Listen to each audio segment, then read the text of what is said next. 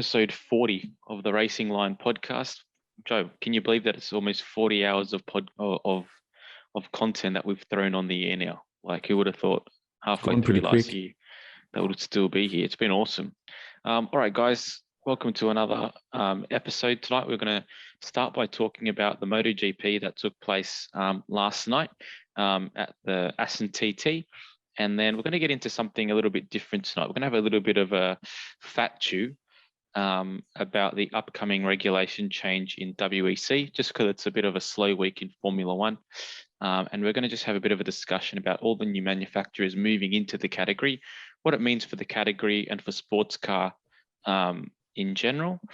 And, you know, if you are a fan of racing, why you should be excited for what is about to unfold in the world of the World Endurance Championship and IMSA GT Championship or Sports Car Championship, which is stateside. So, Joey, we'll start with the MotoGP. Great race in Assen. Where to begin? I guess we'll begin with Quartararo. Let's start with this actually. That, you know, if you haven't watched the race and you do want to watch the race, please pause this and jump on and watch one of the minis now. But with that now being said, and our unpaid sponsor Foxtel /KO or KO. But with that being said, the top three positions from the race meet were Pecco Bagnaia taking home gold. In second place, we had Marco Bezzecchi for the VR46 team. So their first podium in the Premier class, in their first year in the Premier class, which was really fantastic to see. They were both quite strong all weekend. So it definitely wasn't a fluke. And then we saw Maverick Vinales taking home his first podium for Aprilia in third, which again was another really awesome result. So the results were all great, particularly with Pecco's bounce back. But there's also a bit of controversy that we can talk about as well. And we'll start with Quartararo. So he's been bulletproof all season, really. Has been maximizing the output of that Yamaha wherever he can. Has got a few race wins that he probably shouldn't have. And, you know, where the race win wasn't really on the cards, he's been able to maximize the podiums and things like that. But this weekend, we really saw a capitulation from Quartararo, you know, twice during the race, which was definitely out of character. And even though he's still got a fairly comfortable position in the championship, it has made it a little bit less absolute going into the winter break. Yeah, 100%. I mean, I was probably more surprised due to the circumstances than I probably would have been any other time. I mean, a motorbike rider falling off is not an uncommon thing, you know. It's not the same as a crash in a car. No, definitely not. But you would think that with how the championship has sort of come along, that there was really no pressure on him to sort of make crazy moves and go for like these massive lunges. So I mean, for me, that was probably the main reason I was surprised with the incident. I mean, in hindsight, I think he would be really ruining that lunge that he did on Aleix. And I think Aleix would probably be a little bit more peeved than anyone with the pace that he showed to then get back from the 15th. I think he came off after the lunge to get back to fourth and really close to the lead, because there wasn't really any sort of spread between the top 10 riders, maybe 10 seconds, maybe only like 6 seconds between the top six. So it was a real close race. I mean, Bagnaia qualified on pole, led every lap, controlled the race really dominantly. Bezzecchi kept him honest and put in some really good laps, especially on the older version of that bike. And, you know, really sort of showed the class that we all know he has. And so as a rookie, great result. Second at Assen is no sort of mean feat. Yep. Maverick has got his first podium for Aprilia, something that I think you probably wouldn't have expected 3 or 4 races ago when you were sort of... No, definitely not. But I'm super Maverick. happy. I'm super happy with the situation. I think it was last year at Assen when things with Yamaha and Maverick really started heating up, and he got a podium last year, and there's a picture of how miserable he looked on the podium last year compared to the result this week. Yeah. So I mean, awesome sort of steps taken by Maverick to get more competitive on that bike, and then for Aleix to finish in fourth, and really what could have been it could have been a double podium, or at least Aleix on the podium. I mean, at the moment, Aprilia is looking as a team like the strongest or the quickest improving team on the grid. 100%. Where they've over the course of the season. I mean, Aleix has been strong all year, and he's been maximising pretty much every race result. I mean, it still seems like the bike's a little bit fickle track to track, and by fickle I mean, sometimes he's racing for a race win, other times he's racing, for top 5. So there's a little bit of scope in the bike, and that's understandable considering how early they are in kind of the development of this new bike, and considering where they came from, 18 months ago. But I think there was a real chance for that he could have won this race. Now, obviously, Bagnaia was controlling the race from the front fairly comfortably, but he did make some comments afterwards saying that for the whole race he was kind of on eggshells for fear of falling off the bike again, based on his recent performances. So if he was to get hypothetically a little bit of pressure from behind with someone like Aleix, who's been strong all weekend, and if you haven't seen the move that he made going into the last chicane, from 6th to 4th, where he took Miller and who was 5th? I can't remember. Binder. Like he was supremely confident on the bike this weekend. That's got to be one of the best moves I've seen in a long time, I've got to say. And I mean, Binder and Miller are known for braking late, and sort of Binder had a bit of contact with Miller, which sort of ran Miller wide. Which they probably they hampered each other. Yeah, 100%. And that let Aleix go through. And I think in hindsight, Miller probably left Binder a little bit too much room. But I mean, in terms of a spectacle, the top 6 riders this weekend, and probably Quartararo, who wasn't there, all looked like in really good form. Even Miller, like he had to serve that long penalty, the long lap penalty for hampering Maverick during qualifying, which that's another thing we haven't discussed with Maverick. He started back from like 11th because he was on a flyer, and Miller had just crashed, and he was just loitering along with a broken foot peg, and Vinales just came upon him and had to abort his lap. So for Vinales to actually be able to make moves through the field, something that at the start of races he really struggles with on fresh tires that haven't really got up to temperature, is a massive result for Aprilia and himself. But yeah, I mean, Miller looked really good through the whole race. He didn't get stuck in the midfield, like he got dropped back to 10th after the long lap penalty. Binder looked really good as always. He's sort of that shining light for KTM that we sort of keep harping on about.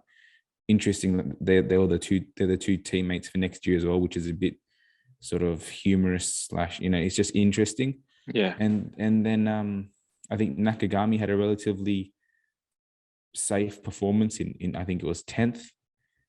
But I mean, all in all, the big loser of the weekend was Quartararo. Through no real need to sort of make or force a move, just sort of take the points that are on offer. His championship lead is now 21 points, which is less than a race. Yeah. And if Bagnaia, who I still think has an outside shot at the championship, like it's still relatively hard, but if himself and Aleix can start taking the big point positions off Quartararo, that lead can drop quickly, you know? Yeah. So, I mean, all it's done is it's given Ducati and Aprilia good vibes heading into the summer break. So now there's 5 weeks of Yamaha what ifing, And then also Quartararo went back out after after his crash. He came into the pits, spoke to the team, went back out, and then high-sided himself. Well, the thing with that is he came in because he wasn't comfortable on the bike, and it seemed like they were kind of saying, "No, get back out there again and keep going." And he was seemed pretty peed off, like to have to go back out again. And within half a lap, he'd high-sided, and he did look a little bit injured when he was walking off the track, particularly on his right shoulder.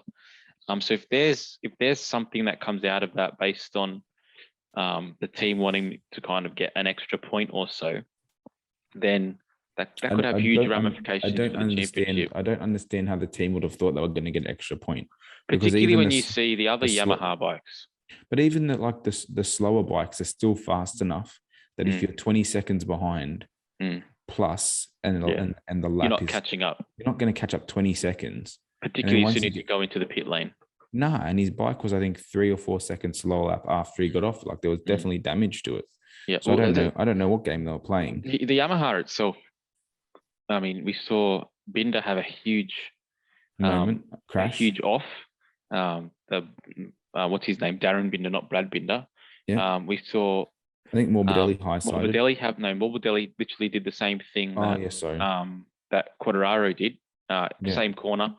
Just didn't have an Aprilia to kind of break his fall, unfortunately, when he came off. And, the bike just didn't look on for particularly the lesser riders in the Yamaha stable. And then obviously Quarter was having some issues with it as well. So hopefully there's, no more issues to come from that. And I think, we said it 3 weeks ago, but for the season to really come alive again, we need to see both those riders, particularly, Bagnaia and Espargaró, not working together, but being able to take some of those 25-point wins off of Quarter. Now, I also said a couple of weeks ago that for Aleix to have a real shot at the championship, he needed 2 or 3 race wins. And this was probably the chance for him to get a race win. And if he got, 25 and Quarter got 18, then that would have been a big deal. But if he was able to get 25 and obviously Quarter didn't finish the race, that would have been a huge swing of momentum in the championship. We're looking at more like an 11-point deficit going into the winter break as opposed to a 21-point deficit. So, I will say that 21 points does seem a lot more manageable and a lot more attainable than what it did 30, before that race. 35, whatever it might have been before that. Yeah, I do agree with that. Well, listen, any time it's within a race win, you never know when someone's going to throw it down the road. And that's the reality of it. So, I mean, it definitely keeps the season engaging. Bagnaia and Espargaró are both looking strong. Yeah, that's exactly right. I mean, it's not like we haven't seen Quartararo start a season well and then come back after the winter break and not be as effective. We've seen it with him. We've seen it with Viñales on a Yamaha as well. We kind of saw it last year with Bagnaia kind of clawing his way back last season, only to throw it away late at the end. So, yeah. I think the other thing that we take for granted is how little Quartararo has actually fallen off the bike. I mean, it's uncharacteristically like the amount of sort of crashes he's had is very low. Yeah. And it's funny, like his last 2 crashes have been at moments when you think the pressure would be totally off him. Like he'd won the championship last time. This time he had a really comfortable lead and looked to be extending it against his closest rival, or was in a position to extend it anyway.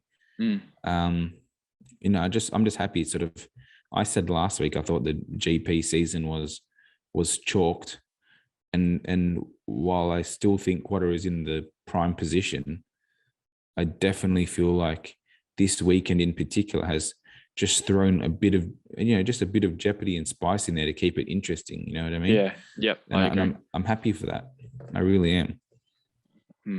So, moving forward with MotoGP, just to kind of finish off this segment, we also saw this week that, and I found this, something interesting to talk about. We saw that Alex Marquez signed with Gresini for 2023. Yeah. And he's had a few bright, spots with Honda, particularly towards the end of his Repsol Honda season, where he got 2 podium finishes, one at Le Mans, I think, one at, couldn't tell you the second podium finish, but it's been quite a tumultuous relationship at LCR for the most part, with a lot more lows than highs. He's going to a team and to a bike that seems like it's a lot more ergonomic for the rider. I mean, Honda, for the last 3-4 years, has not been a rideable bike for anyone apart from Marquez, Marc Marquez, that is.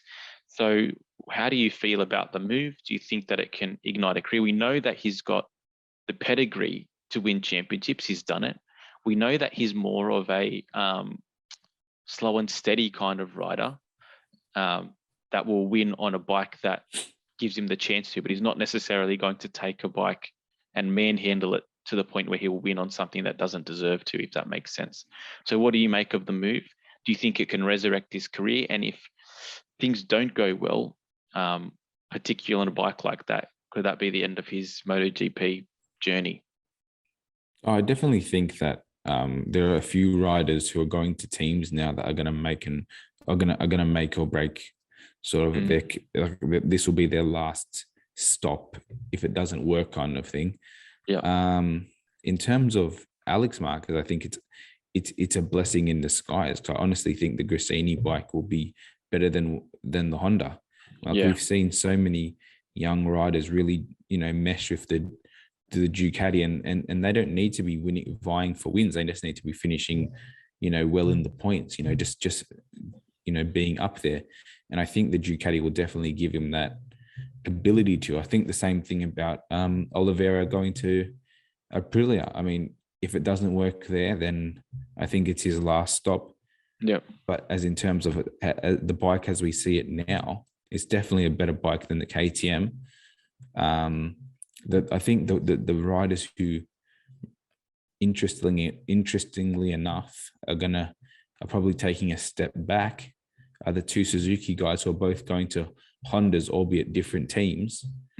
I mean, the potential for a great bike next year is definitely there because it's Honda. But they haven't really, Marquez isn't testing the bike. The people that are Marquez, on the bikes keep falling off the bike. Marquez has been consistently competitive this year when he was there. And I think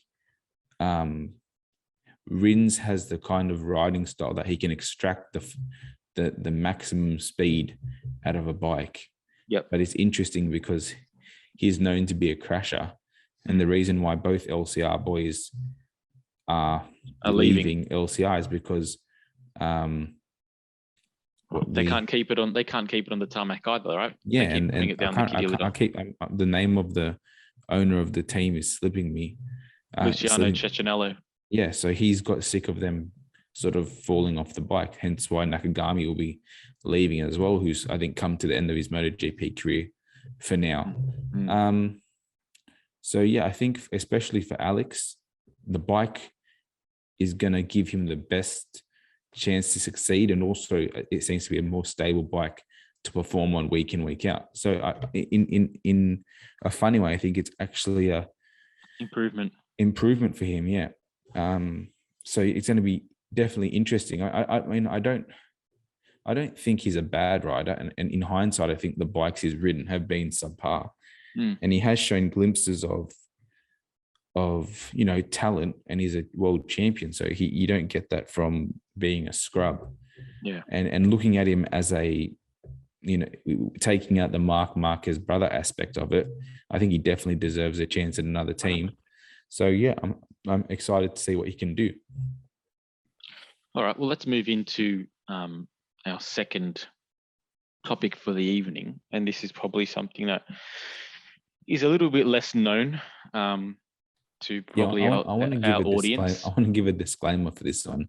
Yeah. Because I think this is a me and you indulging ourselves kind of topic. So disclaimer is, if you have no interest in endurance racing, maybe this will give him an interest, man. Yeah, this might give you an interest, but if you have no interest and you find this boring you, feel free to tap out. I think you sold it wrong. I think you've already sold it negatively, man. This is what I will say. I'll say this. I'll say that probably a lot of the people that are listening probably haven't had You're making an assumption that a lot of people are listening. Yeah, true. Well, hey, the numbers are going up. The numbers are going up, which is good. The 7 of you who are listening. Yeah. If we can convince one of you, I feel like I've added I think to the community. this is the thing. I think, we've been saying for the longest time, not the longest time, but maybe for the last 6 months or so, that, like Formula One is like the gateway drug to motorsport. It's flashy, it's fast, they're short races, they're cool looking cars, they're superstar drivers, they're huge celebrities. So it's kind of like the gateway drug to motorsport. And it is the pinnacle of motorsport. Like, let's not get it mistaken. Like, if you are an aspiring driver, and you want to kind of get somewhere, you want to get to Formula One. But as we've seen over the last, couple of conversations that we've been having, there are things about Formula One that are definitely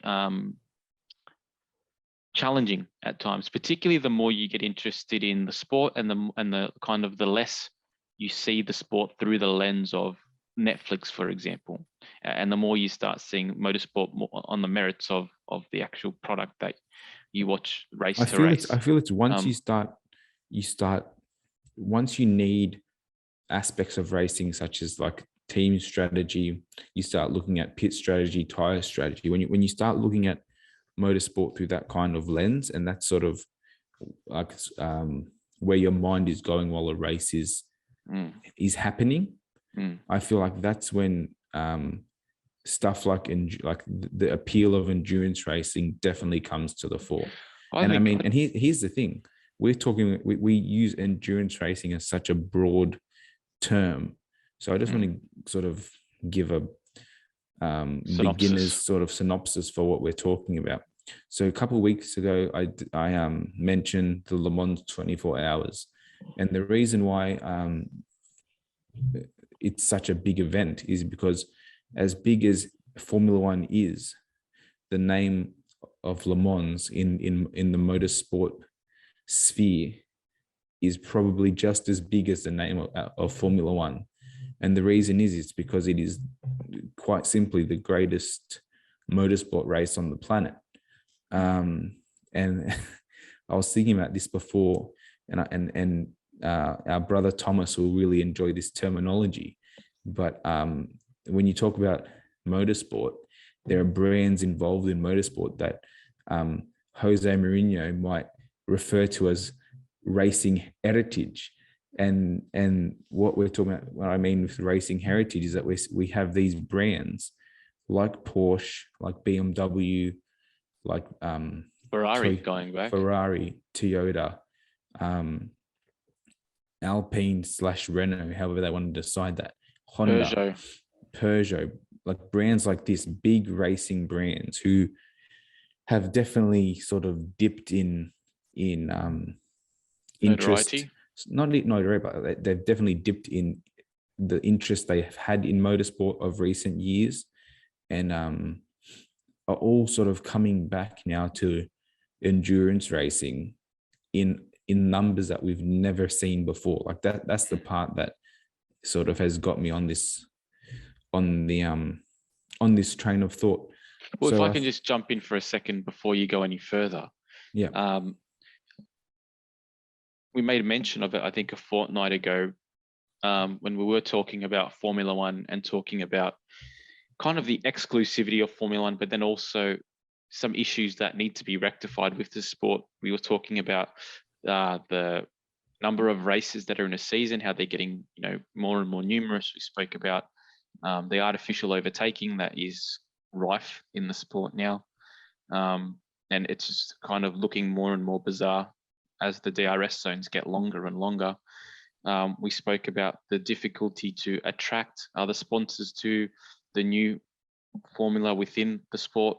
We spoke about the teams not wanting to allow another team like Andretti to come into the sport. So all of these things, while the tracks as well, while the sport is booming financially with the help of kind of the Drive to Survive, and then also the new marketing strategies that they have in place, there are definite elements of the racing and of the DNA of motorsport that are less than ideal at this particular time. And I think we saw And if you have any interest in WEC, the World Endurance Championship, you can see similarities of where that sport was 5, 6, 7 years ago. We had these amazingly quick LMP1 cars, or the top tier of endurance prototypes, and the prices for those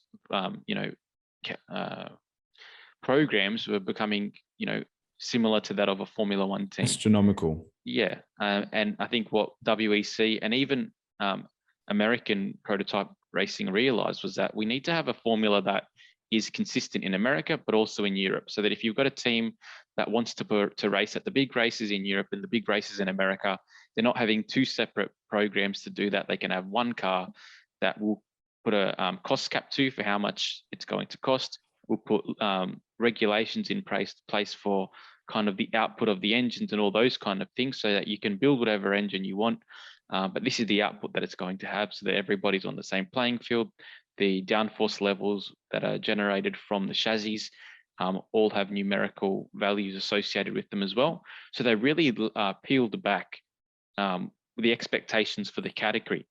And a consensus was made in Europe and in America to allow that to happen. And what we're seeing now is, with the costs of these cars going down considerably, we were at a period of time when we had 3 manufacturers in the top tier. We had Toyota, we had Porsche, we had Audi, and even those teams couldn't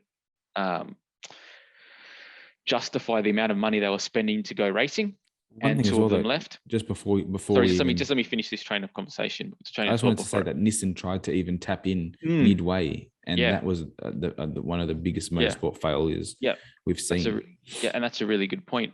But with that peeling back of the regulations and having a concerted effort to make prototype racing accessible to more people, so that you didn't necessarily have to be one of these superpower manufacturers, we've seen a huge boom. Okay, so we've got Porsche that's coming in, and we'll talk about that a little bit later on. We already addressed BMW a couple of weeks ago. Ferrari's joining, Lamborghini's joining, Cadillac are in, Acura Honda are in, Glickenhaus, who are a privateer, are in, Renault are coming in with the Alpine brand as well. Peugeot's come in as well.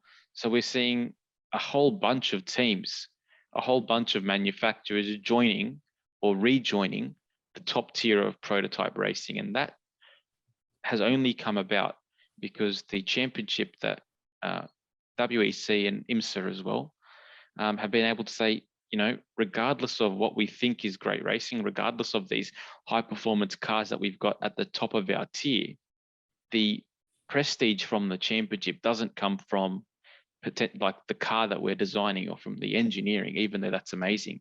It comes from the manufacturer's support. And I think that's something that's really awesome about this particular category. And if there's, one thing that you might want to look into over the next 12 months or so, it is the World Endurance Championship in Europe, just to see what we're talking about here. Now, they are longer races. I wouldn't necessarily say kind of watch a 6-hour race, but you can definitely watch on YouTube, a 45-minute highlight package, and you'll see just how awesome the racing is, and just what it means to kind of watch racing where you've got cars that can overtake.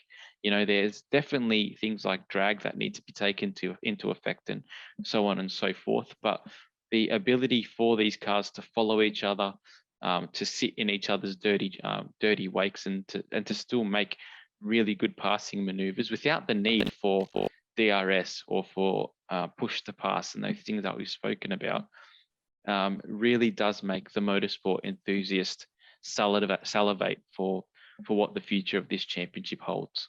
I think one thing that you can concur with me about is when we started on our, this is going to sound so lame, on our endurance racing journey, sort of that does sound fandom, lame. It sounds so super lame, but anyway, when we first got into it, there definitely was a European, as in WEC, and American, as in IMSA, divide.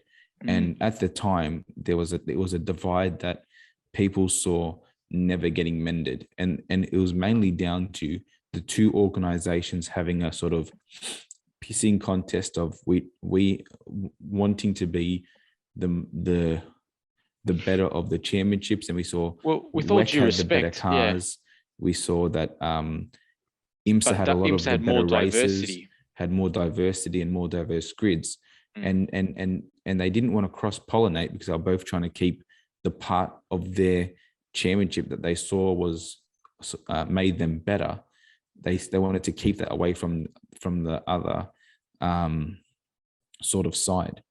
And then what we saw was with the decline in LMP run racing in Europe and the sort of the manufacturers leaving for the reason that was cost too much. And at the same time, we saw a boom in DPI, which was the top tier of prototype racing in America. We saw a boom, but then also we saw the manufacturers want to spend a bit more money to make their cars a little bit more bespoke than a normal prototype car. And what happened was we had on one side of the pond teams wanting to spend less money to go endurance racing, and what we saw on the other side of the pond was teams wanting to spend a little bit more to sort of be a little bit faster than the normal LMP2 that you can buy from your manufacturer. And what this led to was if one dropped their prices considerably, but to a sort of a level that a manufacturer is willing to spend, and one brought them up a little bit more, we got a even playing field across both ponds. And then the other thing is that they've made the regulations of racing a lot more open. So they've said you bring a car that sort of sticks within these guidelines, as in wheelbases, car heights, bring whatever engines you want, and we'll balance them. Well, I think, sorry, just to interject a little bit, one category that has been working really well in in endurance racing for the last decade or so is the category called LMP2, which is the second tier of the endurance category. They're cars that are pretty much all run the same engines, or there's only a few engines that you can choose from. There's only Gibson now. There's a Gibson engine, and then there's about 3 or 4 chassis that can be purchased for this category. So there's no one that's actually building their own chassis. And everyone only races one chassis now. Well, exactly. It's all the Orica. Right. So it makes it very easy if you want to go endurance racing. You're obviously not a manufacturer. You don't have the budget to be in the top tier to race in this particular category. What WEC and IMSA both realized was that rather than getting these manufacturers, people like Porsche, Toyota, etc., to spend all their money developing an engine, developing a chassis, etc., they said, bring us an engine and throw your engine into one of our pre-existing chassis.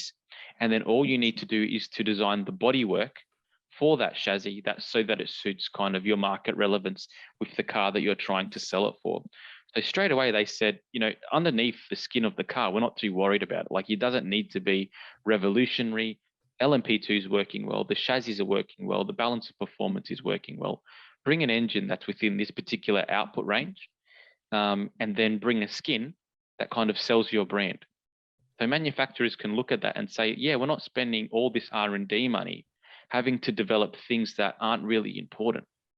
It's not even that. It's even by getting these bespoke manufacturers, the ones I'm talking about, as in Orica, Ligier, Multimatic. Yep. Even Dallara.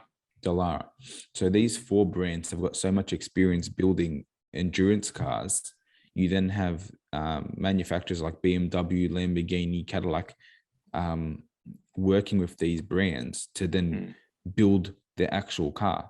And then we've seen if the BMW coming out next year as well, the engine itself is eerily similar in terms of output, and it's pretty much identical to the old DTM engine that BMW used to run a couple of years ago in the old DTM formula.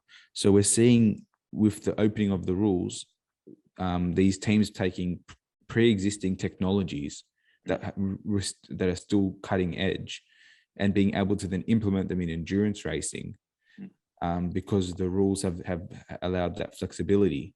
I think brings the budgets down considerably. I think the point that you're really trying to make, and I think it's at the heart of the DNA of this particular formula now within endurance racing, is that with the regulations that they've put into place for this upcoming evolution of the sport, it doesn't facilitate an arms race and the need to have an engine that is continually developed. I mean, they've kind of said, this is the output you need.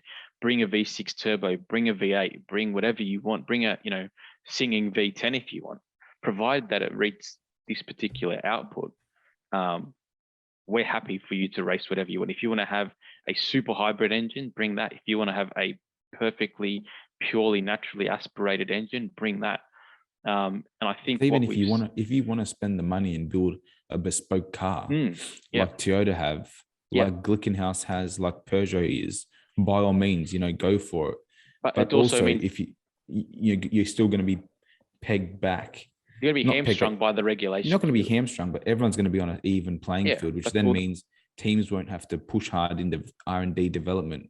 You know what I mean? Like a lot of the things that are going to mean the most is team strategy, sort of, using your driver strategy well, overtaking, qualifying. So stuff like this, like the real things that we want from racing, are making, are going to become relevant again. I think the other thing that has to be discussed, the other thing that has to be discussed, particularly when you kind of draw a juxtaposition between this and Formula One, is we have the constant conversation in Formula One about hierarchy. Those teams that are at the top, based on the finances they have at their disposal, filter, and then all the way through to your teams at the bottom, whether they be Williams, Alfa Romeo, whatever you want to say. I mean, what we've seen here is a decision by,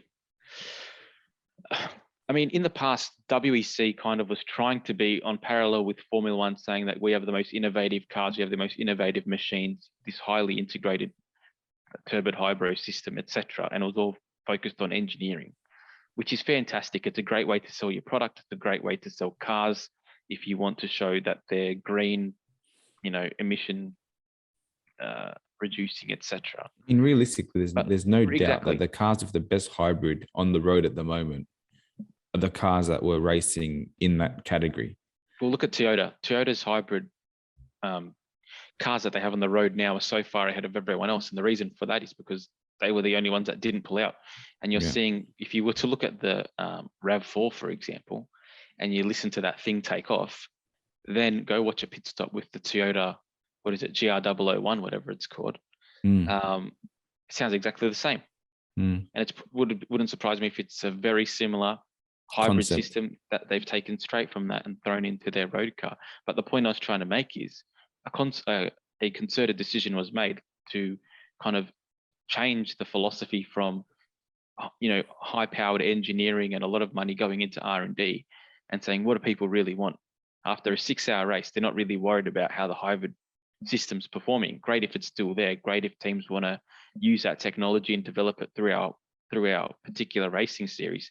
But people just want to care about racing, and they just want to see a multitude of teams being able to perform, which probably leads into the next point that should be raised, and that is the ability for privateers to purchase a car from a Toyota, from a Ferrari, from a Renault or a Porsche, and to race them. That's if the manufacturer wants to sell them. Yeah, 100. So a team like Porsche is going to sell race cars because Porsche are the best at selling good race cars to high performing teams. And I think there will definitely be rules and probably a limit to how many are sold to keep the grids, without them going overboard. But whenever a category gives the ability for privateers to buy cars, and then sort of it doesn't mean that you can't take your manufacturer team there, but it just gives the longevity of the series. It just adds to the longevity, because when a manufacturer decides to pull out, and that's the downside of having 10 manufacturers, that there's definitely going to be manufacturers who pull out when they're going, when they're not getting the results that they deem to be worthy of it. You always have privateers who can bolster the numbers. Yeah, I think. But the other thing that has to be said is, anytime you give manufacturers and those big teams a chance to make some kind of income and revenue from these cars that they're producing, it also builds up the kind of the cachet of the particular category. I mean, you talk about, well, you kind of just had a little bit of an homage last week to the, to GTE, you know, the GTE category within WEC that's kind of been running for the last 10 years or so. That category worked really well and was always relevant because you had a tier for the top manufacturers, but then anyone who wanted to buy those cars as well kind of gave income to those manufacturers, and there was a source of relevance for them. It wasn't like they were just putting money in and racing those particular cars for just for the joy and love of racing. They were able to actually make some kind of revenue from that particular endeavor as well. Something interesting Porsche said was that their whole GT program at Le Mans was funded from the selling of their GT3, GTE, and GT Cup cars. You know, so like when you can make money off something that you're then racing, when you can balance add so much sustainability to the ability for manufacturers to go racing. And this is real, and what we're seeing as well is really I'm going to use a fake term, but it's a very GT3ifying of prototype racing, whereas manufacturers can bring in pretty much whatever car they want as long as it sticks relatively, loosely to the specifications, and then the governing bodies, i.e. WEC and IMSA, will then make them all competitive with each other. And that rubs some people up the wrong way, which a lot of things in motorsport do. But what it does do is then it gives all the teams a relevance and an ability to compete on a fair playing field. And I think we'll see something like success ballast being introduced to keep it close without sort of making it artificial with sort of tweaks to turbo and stuff, which we'll see as well. But I think the real reason I feel so passionate about it, and you do as well, is because we are going to see a top tier of prototype racing that has 10 manufacturers in it. We have, I think you ran them before, you got Porsche, BMW, Toyota, Glickenhaus, Alpine, Peugeot. So you got a few from France, Ferrari, Lamborghini, Acura, Honda. And these are just Cadillac. So these are the ones that have just stated they're going to be coming in the next 2023 or 2024. So we can definitely see more added to these numbers. And I just think it's just like, if you have a craving to, expand your horizons past Formula One, supercars, MotoGP, which is what we mainly talk about, and get into a endurance category, I think next year is a very exciting time to sort of get immersed in the whole endurance racing sort of scene as a whole, because you're probably going to see the strongest in terms of manufacturer running that we've seen in the last 15 years. Since the 90s, since the era of the GT1 prototype racing. We're kind of going back Group there. 3 or Group C, sorry. The last thing that I did want to say before we close up, and it's another salient point about the direction of prototype racing, is that with the number of manufacturers that are coming in and some of the brands that we have rattled off, what we do have and what the connections are already being made between a manufacturer and the teams that normally run their cars in other categories. So say, for example, you've got a team like we've seen AF Corsa is going to be the Ferrari team. So you got a team like Ferrari. Ferrari's developing the prototype car for 2024, I think it is. 23. The team that's going to be running it is AF Corsa, which has been their kind of flagship GT3/GTE team, for the longest time. However, down the line, let's say the car's quite good, I could very easily see other Ferrari teams, Rinaldi Racing, etc., that might say, hey, we've got the budget to purchase one of these cars and run one of these cars. Let's give it a go. because it's a category that is now conducive to custom racing. And what we will also have are a surplus of really qualified GT drivers that have been racing for these teams in GT3 or GTE categories that have kind of been consolidated in over the next 2 years or so. You know, that they might be able to hire out to some of these smaller privateers and say, hey, take our car, but also take this driver as well, and see if you can kind of get a result at a Le Mans or at a Sebring or whatever it might be. Daytona. So yeah, whatever race it is. So I think the relationships that already exist between manufacturers and GT3 teams could also be kind of reforged, or at least continually reinforced through this new championship, or not through this new category within the WEC/IMSA Championship. So it's really great to see. And also, I mean, I said this just in passing. I read last week that Andretti were talking to Alpine over the last 6 months to join F1 and kind of essentially be a B team to the Alpine cars. Kind of didn't go through.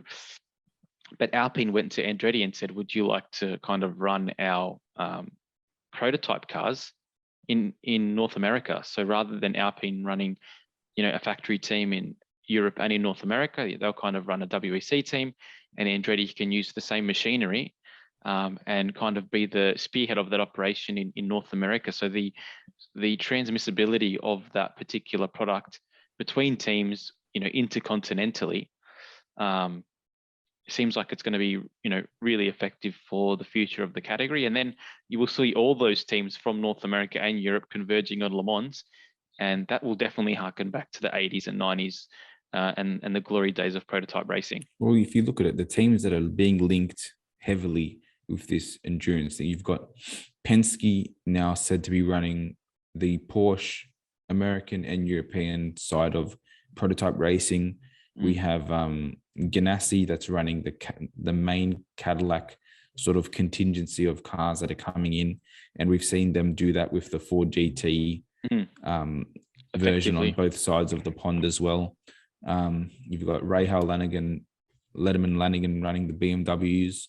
We've seen now the Acura Honda sort of stable be moved between two teams, which is Meyer Shank Racing and Wayne Taylor Racing. And although they've said they're not going to be assaulting Le Mans next year in 2023, which is probably due to the fact that they need to get, you know, they need time to sort of work out the kinks of these cars in their own competition, you can definitely see these big, you know, teams that are taking these manufacturers on, once they've worked out the kinks, all converging on Le Mans in a year or two.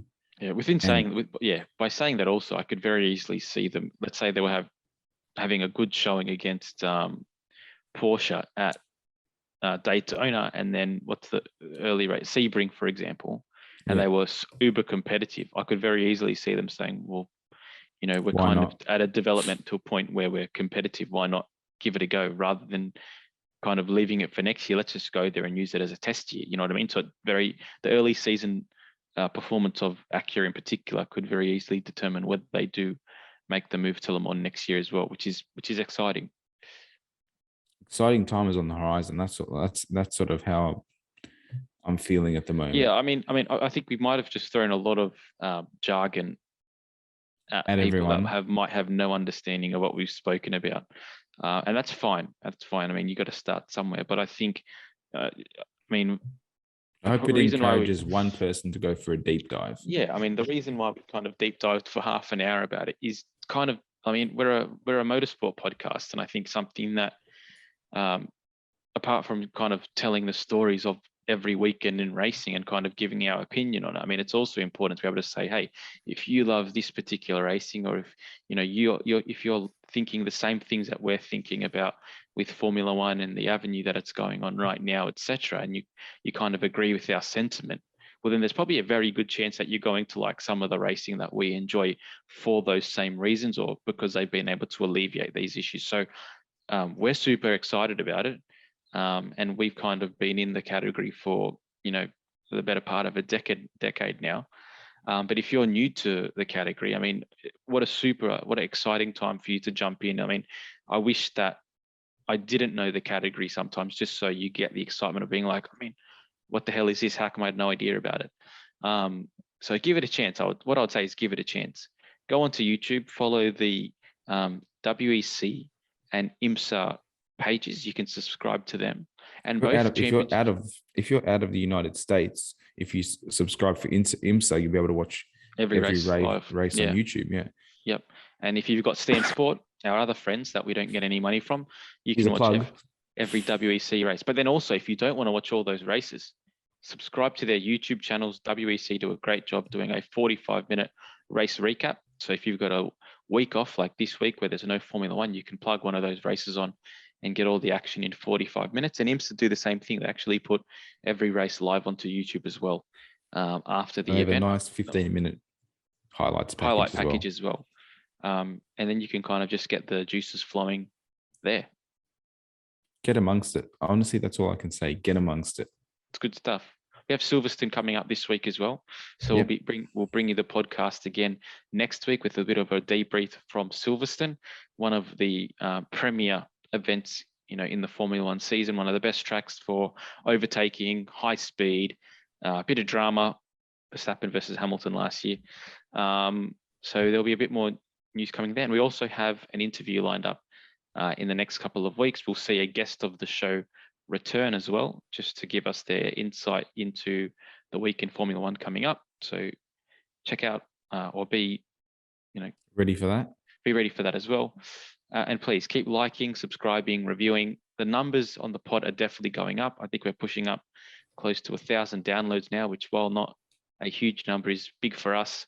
We've had an explosion on socials in the last couple of weeks with shares and likes and if you do enjoy people. If you do enjoy Formula One, supercars, MotoGP, endurance racing, let us know in the comments so we sort of can, just gives us a bit of guidance. Just gives a bit of guidance in what, people are enjoying the most. And if you do like endurance, it'll give us a bit more sort of a reason to talk about it a little bit more at the moment. And if you don't, tell us to shut up. And if you're interested in joining us on the pod any given week to kind of give your feelings or inputs to a particular category or topic, please just get in touch with us on our socials, and we'd be more than happy to tee up a time for you to join us on the pod for a week. And we'd love to hear someone else's opinion about the things that we always talk about. So thanks, guys, for listening to another podcast. Hope you really enjoyed it. Hope that you took something away from the second part of the podcast in particular. It's an exciting time in motorsport, and we can't wait for it as well. So please have a great week, and we'll chat with you again after Silverstone next week. So thanks so much, guys. Have a great night. Cheers, Joey.